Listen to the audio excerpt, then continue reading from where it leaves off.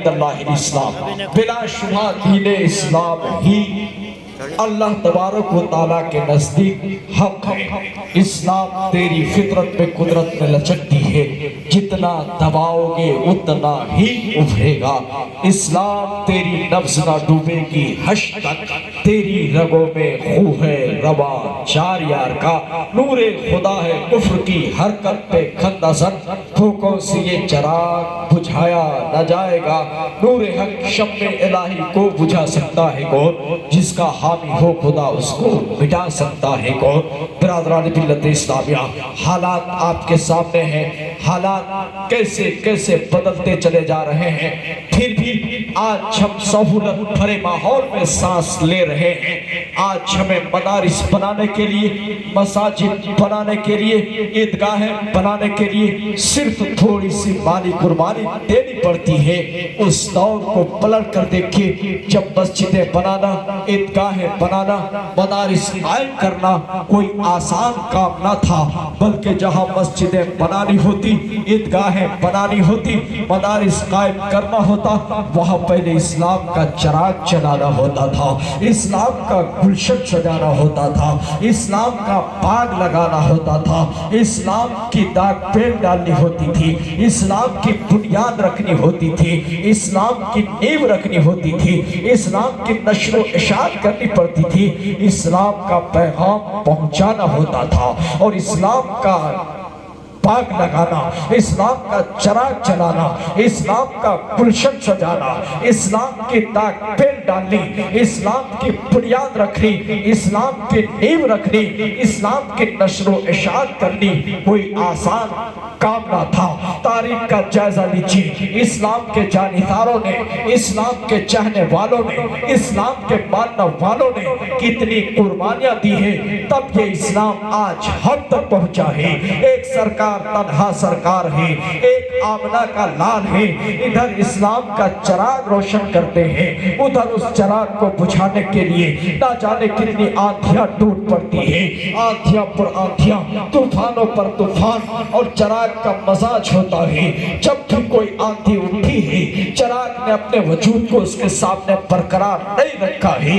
دنیا میں طرح طرح کے چراغ چلے، آندھیوں نے بجھا دیے، فرعون کے چراغ چلے، آندھیوں نے بجھا دیے، قارون کے چراغ چلے، آندھیوں نے بجھا دیے، حامان کے چراغ چلے، آندھیوں نے بجھا دیے، شداد کے چراغ چلے، آندھیوں نے بجھا دیے، بڑی بڑی طاقتور قوموں کے چراغ چلے، آندھیوں نے بجھا دیے۔ برادران ملت اسلامیہ، مگر اسلام کا چراغ ایک ایسا چراغ ہے کہ جب جب آندھیوں نے بجھانا چاہیا، اس کی روشنی بڑھتی ہی چلی گئی۔ اس چراغ کو مکے کی سرزمین پر سرور کونین نے روشن کیا تھا، جب اس چراغ کو بجھانا چاہا تو اس کا نتیجہ یہ ہوا کہ آج اس چراغ کی روشنی سے پوری کائنات جگمگا رہی ہے۔ کیسی کیسی آندھیاں اٹھی ہے، لالچ کی آندھی۔ اے آمنہ کے لال، تمہیں کیا چاہیے؟ دولت چاہیے تو عرب کی ساری دولت آپ کے قدموں پر ڈھیر کر دے، حکومت چاہیے تو عرب کی شہنشاہیت کا تاج آپ کے سر پر رکھ دے، حسن چاہیے تو عرب کی سب سے خوبصورت عورت کے ساتھ آپ کا نکاح کر دیں۔ آؤ اپنے لالچ کی فہرست سنا رہے ہیں، ادھر زمانہ ہنس رہا ہے، ادھر زمانہ ہنس رہا ہے۔ ارے نادان، تم کسے دولت کا لالچ دے رہے ہو؟ اسے دولت کا لالچ دے رہے ہو جو زمین پر ٹھوکر مار دے تو دولت کا دریا ابل پڑے، کہیے سبحان اللہ۔ اسے حکومت کا لالچ دے رہے ہو جس کی ایک نگاہ کرم در در بھیک مانگنے والے بھکاری کو وقت کا سلطان بنا دے۔ اسے حسن کا لالچ دے رہے ہو جس کی بارگاہ ناز سے حسن کی خیرات بٹا کرتی ہے۔ وہ سوچ کر آئے تھے کہ آمنہ کے لال لالچ کے جال میں پھنس جائیں گے، جس جال میں پھنس کر بڑا سے بڑا انسان لڑکھڑا جاتا ہے، مگر سرور کونین نے فرمایا تھا، اے مکے والوں سنو، اے مکے والوں سنو، اگر دنیا کی ساری دولت میرے قدموں پر ڈھیر کر دو تو سب کو ٹھوکر مارتا جاؤں گا اور اسلام کا چراغ جلاتا جاؤں گا۔ اسلام تیری فطرت میں قدرت نے لچکتی ہے، جتنا دباؤ گے اتنا ہی ابھرے گا۔ कैसी कैसी आंखें उठी है लालच की आंखें, वो भी सर टकरा कर नाकाम मुराद वापस गई है। अब जो है जुल्म सितम की आंधी उठी है, सरकार को जुल्म सितम का निशाना बनाया जा रहा है, सरकार के दीवानों को जुल्म सितम का निशाना बनाया जा रहा है, मारे जा रहे हैं, पीटे जा रहे हैं, कोड़े बरसाए जा रहे हैं। ये सोच कर मारा जा रहा है कि जब आदमी को मारा जाता है हौसला टूट जाता है, अज़्म मुंतशिर हो जाता है, इरादा बिखर जाता है। मगर वो दीवाने कैसे दीवाने थे, जितने मारे जाते थे उनके इरादे और मजबूत होते ही चले जाते थे।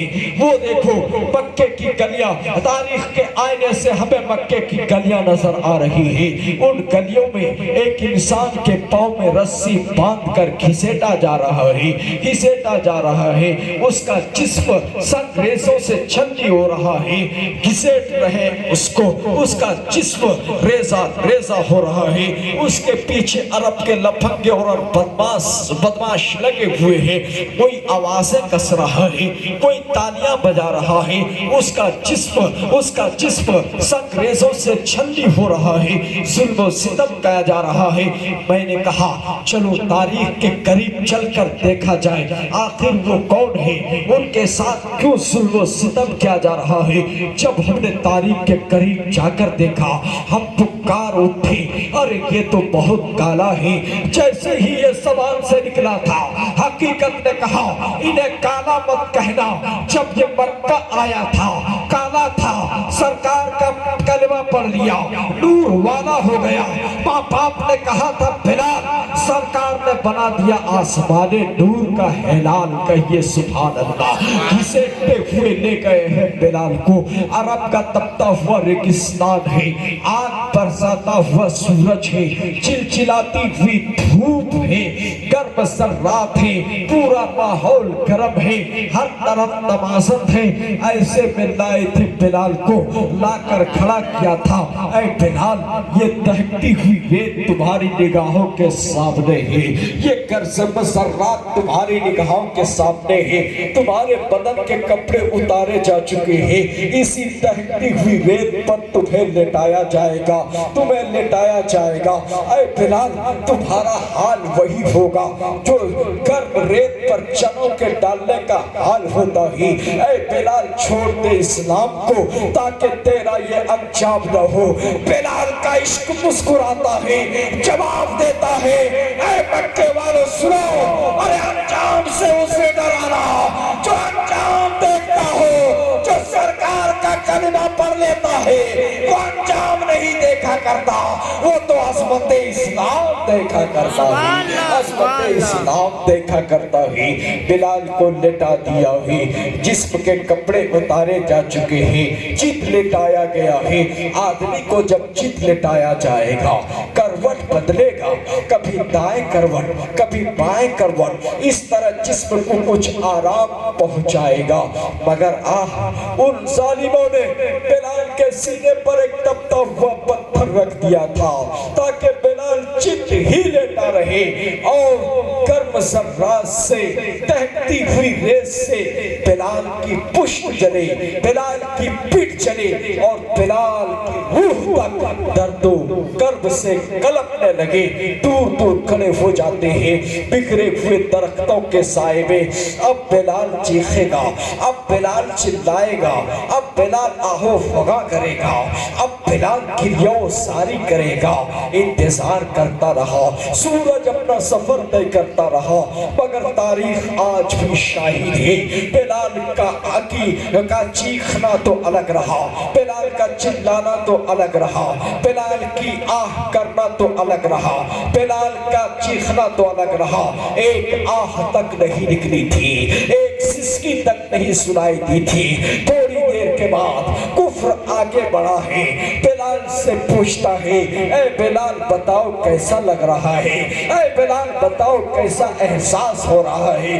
फिर बिलाल का इश्क मुस्कुराता है और जवाब देता है, ऐ मक्का वालों सुनो, अरे तुम्हें लग रहा है कि मैं दहकते हुए अंगारों पर लेटा हूँ, मगर मुझे लग रहा है कि मैं जन्नत के महकते हुए फूलों पर लेटा हूँ, जन्नत کے مرتے ہوئے پھولوں پر لیٹا ہوں۔ برادران ملت اسلامیہ، یہی وہ درد ہے، یہی وہ درد ہے جس کی لذت کے بارے میں امام عشق و محبت اعلیٰ حضرت عظیم البرکت اچھے رضا پیارے رضا ہم سب کے رضا امام احمد رضا خان علیہ الرحمت و رضوان ارشاد فرماتے ہیں، جان ہے عشق مصطفیٰ روز وضو کرے خدا، جس کو ہو درد کا مزہ وہ نازے دوا اٹھائے، کیونکہ یہ سبحان اللہ سبحان اللہ۔ ملت اسلامیہ واقعہ سنیے، ایسا دردناک واقعہ ہے، لیکن آج ہم لوگ بڑی آسانی کے ساتھ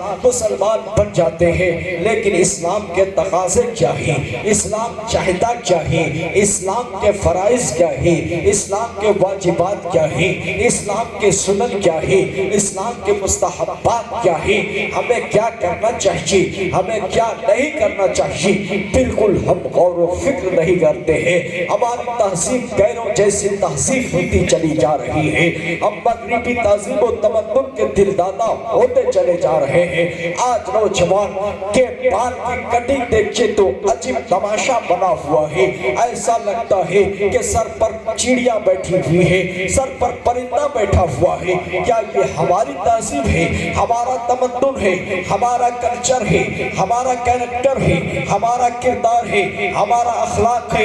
نہیں نہیں، ہم نے غیروں سے طریقہ لے لیا ہے۔ آج شادی ہو بیاہ ہو، ہم غیروں کے طریقے پر شادی بیاہ کرنے کی کوشش کرتے ہیں۔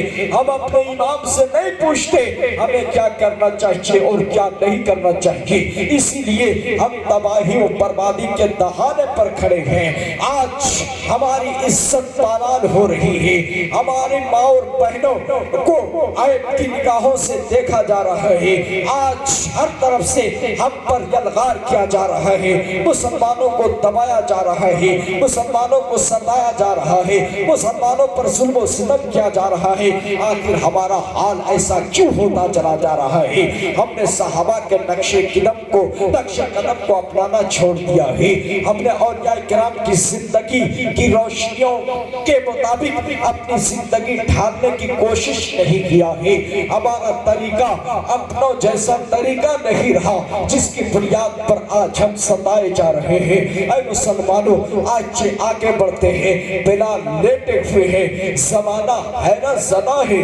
اے بلال، تجھے دہکتی ہوئی ریت سے جلنے کا احساس نہیں، گرم ذرات سے جلنے کا احساس نہیں، ہر طرف تمازت ہے، پورا ماحول گرم ہے، گرم پتھر ہے، گرم پتھر سے جلنے کا احساس نہیں۔ اے بلال، آخر یہ احساس کیسے فنا ہو گیا، یہ احساس کیسے مٹ گیا؟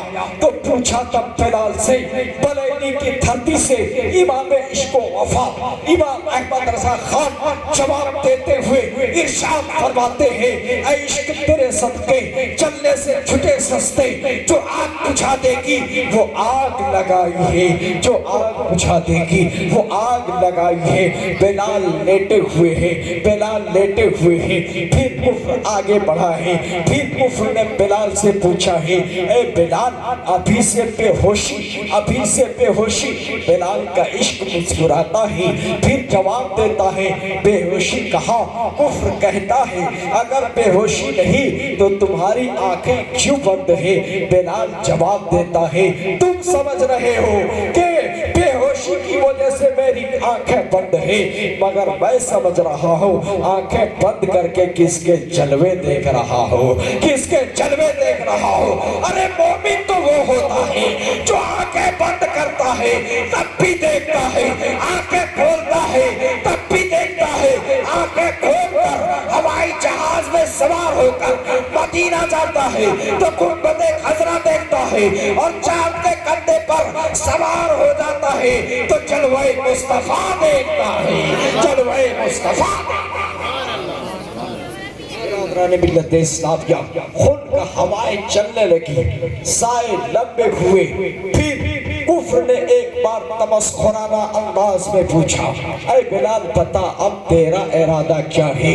پھر بلال کا عشق مسکراتا ہے اور جواب دیتا ہے ابھی سے ارادہ پوچھ رہے ہو، ابھی تو کچھ بھی نہیں ہوا، نکالو اپنے خنجر اور میرے جسم کی بوٹیاں پوری کرنی شروع کر دو، جسم کی بوٹیاں کرنا شروع کر دو، جسم کی بوٹی کٹی ہوئی بوٹیاں پھڑکے گی، ان سے عشق مصطفیٰ کا نعرہ سنائی دے گا اور خون کا جو قطرہ زمین پر گرے گا وہ عشق مصطفیٰ کی تصویر بنتا جائے گا کہ محمد سے وفا تو نے تو ہم تیرے ہیں، یہ جہاں چیز ہے کیا نہ ہو قلم تیرے ہیں، محمد کی محبت دین حق کی شرط اول ہے، کر اسی میں ہو خامی تو سب کچھ نامکمل ہے، کر اسی میں ہو خامی تو سب کچھ نامکمل ہے۔ اے مسلمانوں سوچیے، اندازہ لگائیے حضرت بلال نے کتنی بڑی قربانیاں دی ہیں، کفار و مشرکین نے حضرت بلال کو کس طرح ظلم و ستم کا نشانہ بنایا، لیکن ان کے پائے ثبات کو ذرہ برابر لرزش نہیں آ پائی، ایمان پر قائم رہا، انسان پر باقی رہا، نبی کی محبت قائم رہی، نبی کی محبت سلامت رہی۔ لیکن آج ہمارا اور آپ کا حال یہ ہے کہ اگر ہم پر تھوڑی سی مصیبت آ جائے، تھوڑی سی پریشانی آ جائے، تھوڑی سی دقت آ جائے تو ہمارا ایمان ڈگمگانے لگتا ہے، ہمارا عقیدہ ڈگمگانے لگتا ہے، ہمارا پاؤں ڈگمگانے لگتا ہے اور ہم اپنا ایمان برباد کرنے کے تہانے پر کھڑے ہو جاتے ہیں۔ لیکن بزرگانوں نے ہمیں یہ پیغام دیا ہے، ہمیں یہ سبق دیا ہے کہ کتنی بھی پریشانی آ جائے، کتنی بھی مصیبت آ جائے، ظلموں کا پہاڑ پر توڑا جائے، ہمارے ایمان پر آنچ نہیں آنا چاہیے، ہمارے ایمان میں زلزلہ نہیں پیدا ہونا چاہیے، ہمارے پائے ثبات میں لغزش نہیں آنی چاہیے، ہمیں چٹان کی طرح ایمان پر قائم رہنا چاہیے، ہمیں مضبوطی کے ساتھ ایمان پر کھڑا رہنا چاہیے، ہمارا ایمان و عقیدہ یہ ہونا چاہیے ہمیں نبی نے جو پیغام دیا ہے کہ ہم سب کچھ قربان کر سکتے ہیں لیکن اپنے آقا کا دیا ہوا ایمان نہیں دے سکتے۔ اے مسلمانوں، اللہ تبارک و تعالیٰ کی بارگاہ میں یہی دعا ہے کہ اللہ تبارک و تعالیٰ اپنے حبیب کے صدقے میں آج رات کی برکت سے ہمارے اور آپ کے گناہوں کو معاف فرما دے، ہماری اور آپ کی بخشش فرما دے، اور جن لوگوں نے اس محفل کو سجانے میں دامے دیرمے قدمے سخنے حصہ لیا ہے، مولا کریم ان سب کو اپنے مقصد حسن میں کامیابی عطا فرما دے۔